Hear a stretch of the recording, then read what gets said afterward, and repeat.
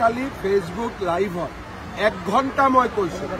আৰু যদি কিবা কব লাগে মই ফেসবুকৰ জৰিয়তে কম কাৰণ সাংবাদিকসকলৰ আগত কথা কলে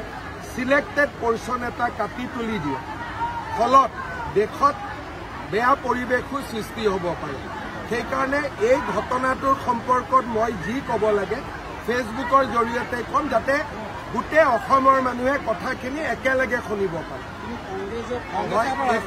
মই একোৱে নকওঁ এই বিষয়ত আপোনালোকক ক'ব লাগিলে আপোনালোকে সোধা প্ৰশ্নখিনি মই বুজি ল'ম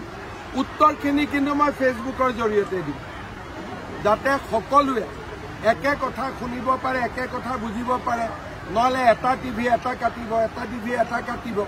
আৰু পৰিৱেশটো বেয়া হোৱাৰ সম্ভাৱনা থাকে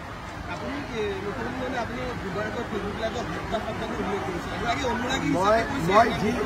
ফেসবুক লাইভত মই যি কৈছো সেইটোৱে আৰু এইটোৰো উত্তৰ যদি কিবা দিব লাগে মই ফেসবুক লাইভতে দিম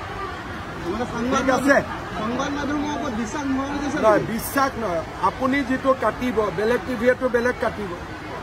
দেশৰ জটিল পৰিৱেশত কমিউনিকেশ্যনৰ চিষ্টেমটো বেলেগ হ'ব লাগে ৰাজ্যৰ লগত ডাইৰেক্ট হ'ব লাগে দেশত যেতিয়া জটিল পৰিৱেশ থাকে মুখ্যমন্ত্ৰীয়ে ৰাজ্যৰ লগত ডাইৰেক্ট কথা পাতিব লাগে মাধ্যমৰ জৰিয়তে কথা পাতিলে এটা শব্দও যদি এআই জৰিয়তে ড্ৰপ কৰি দিয়ে কি হ'ব পাৰে সিদিনা এখন মানে কান্দি থকা ফটো এখন হাঁহি থকা ফটো কৰি দিলে সেইকাৰণে যেতিয়া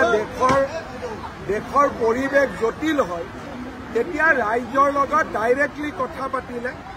ৰাইজ সন্তুষ্ট হয়